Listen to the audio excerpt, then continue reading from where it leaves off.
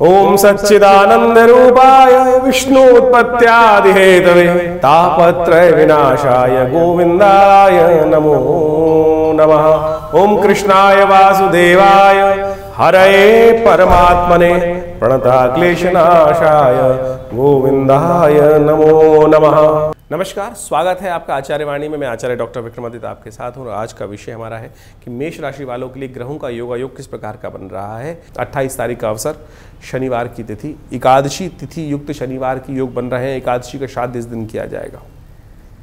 एकादशी के श्राद्ध में बहुत सारे लोग भ्रांति उत्पन्न होती है कि बहुत सारे ब्राह्मणगण, बहुत सारे लोग उपवास में होते हैं तो पका हुआ भोजन कैसे दें। कोई दिक्कत नहीं, कच्चा भोजन भी आप दे सकते हैं। कोरोना काल गया ना, कोरोना काल में तो कोई किसी का भोजन कर नहीं रहा था। उस समय शास्त्र में बहुत सारे लोगों ने इस बात को शास्त्र में निकाल के बताया कि अन्न इत्यादि का दान करना भी बिल्कुल ठीक है, कोई दिक्कत नहीं है। तो कच्चा भोजन भी दे सकते हैं, फलाहार दे सकते हैं, गाय के निमित्त भोजन करा सकते हैं, भिक्षु को भोजन दे सकते हैं, वो सब कर लेकिन श्राद्ध किया जाना अवश्य चाहिए। और जैसा हमने कहा कि आपकी राशि के अनुसार से इन दिनों शनि महाराज थोड़े से वक्र अवस्था में चल रहे हैं, 11वें भाव में चल रहे हैं। चल तो बढ़िया जगह रहे हैं लेकिन वक्री चल रहे हैं। 15 नवंबर तक वक्री चलेंगे और ये मेष राशि वालों कहीं ना कहीं मन में कुछ भ्रम की स्थिति उत्पन्न कर सकते हैं। वक्री ग्रह जो होता है शुभ होते हुए भी यदि स्थिति में वक्री में है तो कहीं ना कहीं कष्ट दे सकता है। देव योग से 2 बार से शनिवार और एकादशी का योग बन रहा है। तो एक काम करें, जैसा हमने पिछली बार आपको बताया था कि तिल युक्त जल से भगवान विष्णु का सुंदर अभिषेक करके उनका पूजन कर लीजिए, वो चरणामृत ग्रहण कर लीजिए।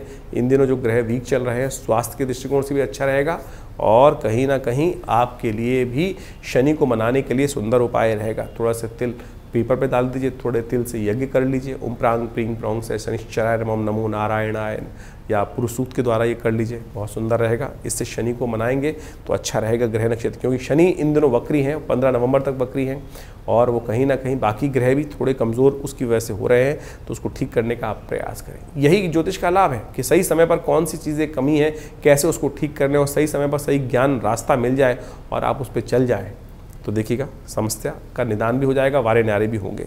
29 तारीख रविवार का अवसर, द्वादशी तिथि है और ग्रह नक्षत्रों का परिवर्तन का योग तो हमेशा की तरह इस बार भी बन रहा है और ये परिवर्तन आपके लिए पॉजिटिव है, नेगेटिव नहीं है। विजय देने के योग बना रहा है और लाभ के योग बना रहा है। ये योग दिखा रहा है कि आपके बारे में जो गलत सोचेगा ना उसका ही नुकसान होगा। कई बार हम इस हीन भावना में बैठे रह जाते हैं कि पता नहीं सामने वाले क्या सोच रहे हैं। अरे सामने वाला इस वक्त ग्रह योग आपका ऐसा है, आने वाले 2-3 दिन जो आपके बारे में हीन भावना से सोच के चलेगा ना, अपना ही नुकसान कराएगा। तो इसलिए आप अपने चाल में मस्त होकर काम करने का प्रयास करें। सन्यासियों के निमित्त श्राद्ध करने का नियम है शास्त्र में इस दिन। बहुत सारे लोग हमारे जीवन में ऐसे हो सकते हैं, हमारे परिवार में जो गृहस्थ जीवन त्याग का संन्यास की तरफ प्रवृत्त हो जाते हैं, तो शास्त्र में कहा गया कि उनके निमित्त इस दिन श्राद्ध किया जाए। द्वादशी का श्राद्ध भी इस दिन है। जिनका गमन पितरों का द्वादशी के दिन हुआ था तो उनके निमित्त अवश्य तर्पण इत्यादि करें, ब्राह्मण भोजन कराएं, गौग्रास निकालें। 30 तारीख का दिन बात कर लें, सोमवार का अवसर है और बहुत सुंदर तिथि है। त्रयोदशी का तो श्राद्ध रहेगा ही, लेकिन साथ साथ सोम प्रदोष का योग भी बन गया है। ग्रह नक्षत्रों के दृष्टिकोण से समझें कि ग्रहों का योगायोग आपके लिए बड़ी अनुकूल परिस्थिति में है और पूर्ण श्रद्धा के साथ काम करें। विजय आपके लिए ग्रह योग दिखा रहे हैं कि निश्चित होती दिखाई दे रही है। तो जैसा भी आपने सुना, पूरा सिलसिलेवार तरीके से आपकी राशियों में किस प्रकार का योगायोग बनता दिखाई दे रहा है। इसके साथ साथ हमने आपको विशेष तौर पर बताया श्राद्ध के बारे में। श्राद्ध भारतीय संस्कृति का एक ऐसा विषय है जिसको कहा जाता है श्रद्धा का समर्पण। श्राद्ध का नाम ही श्रद्धा के समर्पण से बना है और भारतीय सनातन संस्कृति का एक ऐसा अद्भुत विभाग है कि जिसको हम समझ लेते हैं कि मृत्यु एक जीवन का अंत है। देखिए, मृत्यु एक जीवन का चक्र है, जन्म मृत्यु।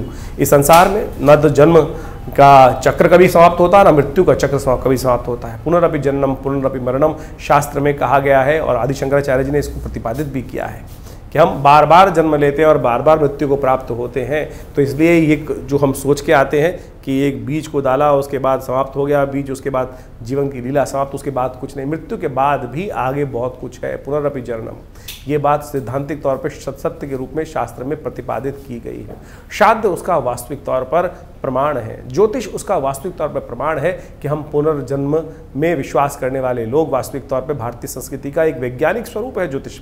ज्योतिष के अंदर हम जब दशाओं को निकालते हैं, गतरक्ष सर्वक्ष इत्यादि नक्षत्र की कैलकुलेशन करते हैं, तो उसके अंदर भुक्त भोग्य की व्यवस्था आती है कि कितनी दशा, कौन सी दशा नक्षत्र के किस अंश पे आपका जन्म हुआ है, किस वेला में आपका जन्म हुआ है, उसके अनुसार से उस नक्षत्र के अनुसार से कौन सी दशा में आपका जन्म हुआ, कितना भुक्त हो चुका था, कितना भोग्य बाकी है। यानी हम जब आप अपनी विंशोत्तरी दशा को देखेंगे अपनी जन्मपत्री के अंदर, तो वहाँ लिखा होता है जैसे किसी की दशा में कौन सी दशा में जन्म हुआ, तो कितना आप पूर्व जन्म में भोग चुके हैं और उसकी बैलेंस दशा जो है वो इस जन्म में आपको भोगने को मिलने वाली है। तो उसके हिसाब से पूरा यानी गतरक्ष सर्वक्ष निकाल कर आप सही समझ सकते हैं कि ये जीवन बार बार प्राप्त होने वाला है। तो उसी प्रकार से और पुनर्जन्म जो है वो इतनी जल्दी होता नहीं है, हमारे यहाँ शास्त्र में कहा गया है। बहुत सारे लोग भ्रांति के रूप में इस कथाओं को सुना देते हैं कि व्यक्ति की मृत्यु हुई, जीवन समाप्त हुआ और कुछ ही दिनों में उसका पुनर्जन्म प्राप्त हो गया। लेकिन शास्त्र प्रतिपादित करता है कि हर व्यक्ति को अपने, देखो 1 वर्ष तक तो आपको प्रेत योनि में ही रहना है जीवन समाप्त होने के बाद। जब तक आपकी उन्मासिक श्राद्ध पूरे नहीं हो जाएंगे, यानी 1 वर्ष तक, 1 वर्ष के बाद ही व्यक्ति प्रेत योनि से निकलकर पितृ योनि में जाता है। तो उस 1 वर्ष के अंदर तो प्रेत योनि होनी है, तो इतनी जल्दी पुनर्जन्म होना ही नहीं है। तो इस बात को हम समझें कि श्राद्ध किनको करना है किनको नहीं करना, ये तो भेद हो ही नहीं सकता। क्या स्त्री, क्या पुरुष, क्या छोटा, क्या बड़ा, हर कोई अपने दिवंगत आत्माओं की आत्म शांति के लिए श्राद्ध कर सकता है। जब हम श्राद्ध करते हैं तो वे देवताओं का श्राद्ध करते हैं, ऋषियों का श्राद्ध करते हैं। सप्त ऋषियों का श्राद्ध के साथ साथ हम ब्रह्मा, विष्णु, महेश इत्यादि समस्त ऋषिगण का भी श्राद्ध करते हैं, अवतर्पण इत्यादि करते हैं ना साथ में। तो इस बात को समझे, कोई भी किसी के निमित्त श्राद्ध कर सकता है। तो श्राद्ध इत्यादि श्रद्धा का समर्पण तो कहीं भी किया जा सकता है ना। तो आज बहुत सारे लोग कहते हैं कि भाई बड़े भाई कर लेंगे, छोटे भाई नहीं करेंगे, भाई कर लेंगे, स्त्रियां बहनें नहीं कर सकती। अरे कोई भी कर सकता है। राम की जब भगवान रामायण के अंदर इस कथा को बड़ी सुंदर तरीके से कहा गया है कि भगवान राम जब गया पहुँचे और उन्होंने वो श्राद्ध कर्म करने के लिए लक्ष्मण जी को हाट भेजा, दुकान में भेजा कि सामान लेके आओ, कि व्यवस्था करो, श्राद्ध करना है। और जब वो नहीं पहुँच पाए समय से, तो भगवान राम स्वयं लक्ष्मण जी को देखने गए। तब तक श्राद्ध का मुहूर्त ना निकल जाए, भगवती ने स्वयं वो श्राद्ध कर्म पितरों के निमित्त किया। तो जब सीता जी कर सकती हैं श्राद्ध स्त्री होते हुए, तो आप ये किस बात भ्रांति में बसे हुए हैं कि नहीं केवल पुरुष ही श्राद्ध कर सकते हैं। शास्त्र, भारतीय संस्कृति स्त्री पुरुष में कोई भेद नहीं मानता है। ये बात हमको अच्छे से समझ लेनी चाहिए। कुछ लोगों ने इनको अनेक प्रकार से उपस्थित करने का प्रयास किया, वो मति भ्रम हो सकता है, व्यक्तियों के ज्ञान के ऊपर समस्या हो सकता है। लेकिन जो मैं कथा में आपके समक्ष उपस्थित कर रहा था कि भगवान राम की अनुपस्थिति में भगवती सीता ने स्वयं पितृ इत्यादि यानी दशरथ इत्यादि जी का श्राद्ध करने के लिए गया में सुंदर व्यवस्था बनाई। तो आप भी कोई चिंता ना करें इस बात को, विशेष तौर पे हमें अपने पितरों के निमित्त श्राद्ध करना चाहिए। कई लोग ऐसा कह देते हैं गया का नाम आया है तो हम गया में जाके पिंड छुड़ाया है, उसके बाद आगे करने की आवश्यकता नहीं है। अरे वहाँ के महात्म्य वर्णित है कि इतने सुंदर स्थल है कि यहाँ पर पितृ को मोक्ष प्राप्त करने का सुंदर रास्ता बन जाता है, उसकी आवश्यकता नहीं होती। लेकिन ये तो आपका श्रद्धा का समर्पण है। जब तक आप हैं तब तक अवश्य अपने पितरों के निमित्त 3 पीढ़ी तक पिता, पितामह, परपितामह यानी 3 पीढ़ी तक अवश्य हमको अपने समस्त लोगों का श्राद्ध करने की कार्य करने का अवश्य प्रयास करना चाहिए। मध्याह्न काल शास्त्र के लिए सबसे श्रेष्ठ है। यानी जिस तिथि को मध्याह्न काल में हो, उस तिथि जो मध्याह्न काल में जो व्यापनी हो उस तिथि, उसी में उस दिवंगत आत्मा जो गए हैं उनका श्राद्ध किया जाना चाहिए। यदि आपको ज्ञात है कि किस समय उनका गंतव्य हुआ, उस समय प्रत्यक्ष रूप से कौन सी तिथि विद्यमान थी, उस तिथि में चाहे कृष्ण पक्ष है चाहे शुक्ल पक्ष है, तो इन श्राद्ध आश्विन के श्राद्ध के समय में पितृपक्ष के दौरान उनका अवश्य तर्पण। और श्राद्ध में क्या क्या करना चाहिए, वैसे तो विधान बहुत लंबा चौड़ा है, जितना आप कर सकते हैं। गायत्री जप अवश्य करें, तर्पण अवश्य करें, पिंडदान अवश्य करने का प्रयास करें। तर्पण इत्यादि के साथ साथ गायत्री का जप कर सकते हैं, गायत्री का यज्ञ कर सकते हैं, ब्राह्मणों को भोजन करा सकते हैं, गऊ के घास निकाल सकते हैं, चींटी, भिक्षुक, कौआ, काग इत्यादि के लिए अवश्य कुछ भोज्य पदार्थ, श्वान के लिए भोज्य पदार्थ अवश्य निकालने का, ये बलि अवश्य करने का प्रयास करना चाहिए। ये शास्त्र में विधात वर्णित है। तो अवश्य हमें सबको जितना हो सके, कोई ब्राह्मण नहीं मिल रहा है, ब्राह्मण मिल जाए तो बहुत अच्छी बात है, नहीं तो गऊ के निमित्त एक प्लेट में खाना लगाया, भोजन किया, उनका तर्पण करते हुए साथ साथ उनको समर्पित करने का प्रयास करें। और कोशिश ये करें अवश्य श्राद्ध के साथ। नहीं व्यवस्था हो पा रही तो कोई चिंता नहीं, आप 2 केले भी दान कर देंगे तो भी आपके पितृ आपको आशीर्वाद। बहुत सारे लोग पितृ दोष से समस्या उत्पन्न कर लेते हैं कि पितृ दोष हो गया कुंडली में। अरे पितृ दोष नहीं होता, पितृ ऋण हो सकता है। आप अपना कर्म नहीं करोगे तो पितृ ऋण के रूप में आपके जीवन में वो भार चढ़ता चला जाएगा, ब्याज दर ब्याज के रूप में आपके जीवन में वो ब्याज दर ब्याज, वो ऋण चक्रवर्ती ब्याज की तरह परेशान कर सकता है। लेकिन पितृ आपसे रुष्ट हो, ये बड़ी विचित्र बात लगती है कि पितृ रुष्ट हो गए। बहुत सारे लोग बोलते हैं पितृ रुष्ट। अरे माता पिता किसी से कभी रुष्ट हो सकते हैं क्या? ये सोचें कैसी विडंबना हमने डाल दी कि पितृ, लोग कह देते हैं ज्योतिषी जन्मपत्री दिखाने के पास गए और उसने भ्रांति मन में उत्पन्न कर दी कि आपके तो पितृ रुष्ट हैं। अरे पिता माता पिता किसी से रुष्ट नहीं होते, आप उनका उपहास भी कर दो तब भी वो तो, लेकिन दोष है वो इस प्रकार का दोष है कि वो आपको प्रकृति माफ नहीं करती। आपको पितृ आपके रुष्ट होना, लेकिन प्रकृति आपको उस जो आपने गलत कर्तव्य किया है वो ऋण, वो भार आपके ऊपर अवश्य चढ़ जाएगा, वो आपको ध्यान रखना चाहिए। तो ये बात प्रकृति के दत्त है। तो आप एक बात ऐसे समझे कि कोई पिता, किसी व्यक्ति ने, बालक ने पिता का उपहास भी कर दिया, शायद पिता उनको माफ कर देंगे, लेकिन वो प्रकृति जो है, वो कर्म का सिद्धांत जो है, वो आपके ऊपर भार के रूप में विद्यमान हो जाएगा। उससे हमें समझना चाहिए। एक छोटा बच्चा यदि पिता के ऊपर खेल रहा हो, पिताजी के ऊपर कुछ विष्टाबित कर देगा, तो क्या पिता रुष्ट हो जाते हैं? माता पिता तो रुष्ट बिल्कुल होते ही नहीं कभी। जब प्रत्यक्ष नहीं हुए तो अप्रत्यक्ष रूप में जाकर हाँ दुखी जरूर होते हैं। घर में उत्सव चल रहा है, आपने गाना बाना सब कुछ किया, सब कुछ करा, लेकिन अपने पितरों के निमित्त कुछ एक थाली निकाली ही नहीं, उनको याद ही नहीं किया। अरे जिनके बिना हम जी नहीं पाते थे, जिनके बिना हम चल नहीं पाते थे, उनको इतनी विस्मृति हमने भुला दी कि हम उनको भूल जाते हैं। तो हमारे यहाँ भारतीय संस्कृति परंपरा है कि सबसे पहली थाली उनको उनके पितृ के निमित्त निकाल कर, मिंस कर और किसी गरीब व्यक्ति को दे दिया। इतना ही तो करना है खाली, और कुछ नहीं तो जल दे दीजिए भाई। हर नित्यपति तर्पण, यही नहीं श्राद्ध के अवश्य करें। पितृ निमित्तिक श्राद्ध बोला गया है। निमित्तिक श्राद्ध, शास्त्र में 12 प्रकार के श्राद्धों का वर्णन आता है, और जो पावर्ण्य श्राद्ध इस वक्त हम पर्व में कर रहे हैं, पक्ष में कर रहे हैं, पावर्ण्य श्राद्ध के अंतर्गत आता है। और पावर्ण्य श्राद्ध के साथ साथ और ये समझे कि हम सब नैमित्तिक श्राद्ध भी तो करते हैं। नित्य प्रति श्राद्ध करना चाहिए, नित्य प्रति तर्पण करना चाहिए, नित्य प्रति जल देना चाहिए। जैसे सूर्य को जल देते हैं, उसी प्रकार से अपने पितरों का ध्यान करते हुए ये देव तीर्थ है, आगे वाली उंगलियां ये पितृ तीर्थ है। अंगूठे और पहली उंगली के बीच का जो तीर्थ है, यहाँ एक लोटा जल लेकर तर्पयन्ताम तस्यै सुधा तस्यै सुधा तस्यै सुधा।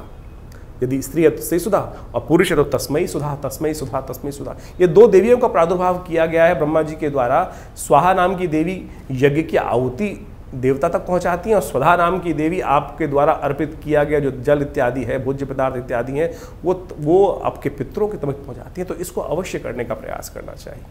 हमने विवेकानंद योगाश्रम के में एक विशेष व्यवस्था करी है कि इन पितृपक्ष के दौरान में यदि आप घर में किसी कारण से नहीं कर पा रहे हैं या कर पा रहे हैं, पूर्ण विधि नहीं हो पा रही है, गायत्री यज्ञ नहीं हो पा रहा है, तो हम आश्रम से संपर्क साध सकते हैं। आश्रम में पूर्ण व्यवस्था है, पूरा दिन यज्ञ की सुंदर व्यवस्था रहती है। नित्य प्रति 8 घंटे यज्ञ किया जाता है। तो अपने पितरों के निमित्त गायत्री का यज्ञ, तर्पण, ब्राह्मण भोजन इत्यादि समस्त प्रकार से करने की व्यवस्था रहेगी। आप अपने यदि किसी कारण से नहीं हो पा रहा है तो विवेकानंद योगाश्रम से फोन संपर्क साधकर आप अपने समस्त पितरों के निमित्त तर्पण इत्यादि, ब्राह्मण भोजन इत्यादि, गायत्री यज्ञ इत्यादि की सुंदर व्यवस्था, गौ ग्रास की सुंदर व्यवस्था करने के लिए सुंदर आश्रम संपर्क साध सकते हैं। आश्रम में गौशाला भी है, सब कुछ व्यवस्था पूर्ण विधि के साथ की जाएगी। तो आप सब इन सब श्राद्धों में ऐसा ना करें कि हम सब लोग केवल ये परिपाटी भूल जाते हैं। बहुत सारे लोग तो क्या नई गाड़ी नहीं खरीदेंगे, नए वस्त्र नहीं खरीदेंगे, नया कुछ और समस्याओं कर देते, इतना करके बस छोड़ देते हैं। अरे ये सब तो बहुत भौतिक चीज़ें हैं। मुझे बताइए, आपके नए वस्त्र खरीदने से आपके पितृ रुष्ट होंगे या आप प्रसन्न होंगे? आपके पिता माता पिता आपकी तरक्की को देखकर, आपकी नई गाड़ी को देखकर अरे प्रसन्न नहीं होंगे भाई। ये कहाँ से व्यवस्था चल गई कि केवल गाड़ी नहीं खरीदना, चाँद चल रहे हैं गाड़ी नहीं खरीदेंगे, और फिर नई जनरेशन आती है उनको आप समझा नहीं पाते हैं। तो समझे ये चीज़ नहीं है। वासना युक्त जीवन, हमको ये बात ध्यान रखनी कि वासना युक्त जीवन में नहीं, संयमित जीवन जीते हुए उनको भी याद, उनका श्रद्धा का समर्पण करते हुए हम अपनी सुंदर, आपके सुंदर सौंदर्य जीवन से, आपके आगे बढ़ते हुए जीवन को देखकर आपके प्रति कतई आपसे अप्रसन्न नहीं हो सकते, दुखी नहीं हो सकते। इन सब भ्रांतियों को हटाने का प्रयास करें। आप नए वस्त्र घर में लाएंगे तो अपने पिता के निमित्त भी कुछ लेके आइए ना। हमारे एक मिलने वाले थे, उनकी मृत्यु हो गई और उन्होंने स्वयं आके कहा कि वो जब चले गए तो पंडित जी के लिए कपड़े लाने थे उनको, उनकी श्राद्ध कर्म के दिन। तो वो जो स्त्री थी थोड़े हल्की क्वालिटी के कपड़े ले आई। जब वो पंडित जी को दे रही थी तो उसके बाद ऐसा हुआ कि वो दिवंगत आत्मा ने आकर स्वयं बोला, क्या मैं इतना पैसा समृद्धि छोड़ के गया था, क्या मेरे निमित्त तुम अच्छे वस्त्र भी दान नहीं कर सकते? यही ऐसी ही कथा रामायण में मिलती है। कहा जाता है कि भगवान राम जब अपने पिता के श्राद्ध करते हुए ब्राह्मण भोजन करा रहे थे तो भगवती को उन्होंने बाहर बुलाया। वनवास की स्थिति थी, भगवती नहीं आई बाहर, तो भगवान राम ने ब्राह्मण जी को भोजन कराने के बाद उसके बाद उनसे पूछा भगवती से कि आपको बुलाया, आप आई नहीं। बोले जब आप भोजन करा रहे थे तो मैं साक्षात देख रही थी कि यहाँ पर स्वयं हमारे पितृ उसी रूप में विद्यमान हैं और उनको भोजन करा रहे हैं आप। तो मैं उनको इस अपनी सन्यासी अवस्था में बाहर आकर, सन्यासी वल्कल वस्त्र धारण करे हुए इस अवस्था में आकर उनको दुखी नहीं करना चाहती थी। तो सोचे ये साक्षात इतनी सुंदर कथा शास्त्र में वर्णित है कि हम जो ब्राह्मण को भोजन करा रहे हैं वो साक्षात वही है कि पितृ हमारे घर आकर उसको ग्रहण कर रहे हैं। ये है श्रद्धा का समर्पण। आप ये सोच के बैठे ब्राह्मण भोजन करा रहे, टाइम बार बार देखे जा रहे हैं, कब जाएंगे पंडित जी, कब कितना खाएंगे, कितनी रोटी खाएंगे। ये स्थिति मन में ना रखें। श्रद्धा का समर्पण पूर्ण श्रद्धा के साथ सोचें। आपकी जब पितृ ऋण चढ़ता है ना, जब नहीं आप निवृत्त होते हैं तो कितना भार, जीवन में चलते चलते व्यवसाय में कष्ट, कुछ ना कुछ चलते हुए जलती हुई गाड़ी रुक जाती है, अनेक प्रकार की जो समस्याएं जीवन में उत्पन्न हो जाती है, समझ में ना आ रहा हो तो कहीं ना कहीं सोचना, क्या आपने पितृ ऋण से निवृत्ति का मार्ग सोचा है? ये श्राद्ध जो है ये वर्ष में जो 16 दिन का दिन आते हैं ये इसीलिए है कि अपने पितरों को याद रखो। वैसे तो नित्य प्रति करना चाहिए। तो आप इस विज्ञान को, इस अध्याय को सही रूप से समझने का प्रयास करें। हमारा इस चैनल के माध्यम से इन सब विज्ञानों को आपके समक्ष उपस्थित करने का ही एक प्रयास है। और विवेकानंद योग आश्रम इन समस्त क्रमों में आपके साथ रहता है। भी आने वाले दिनों में बड़े विशेष तौर पर नवरात्र आने वाले हैं और नवरात्रों में भी बहुत विशाल यज्ञ माँ भगवती के सानिध्य में वहाँ रहेगा, उसमें भी आप जुड़िएगा। धन्यवाद, नमस्कार।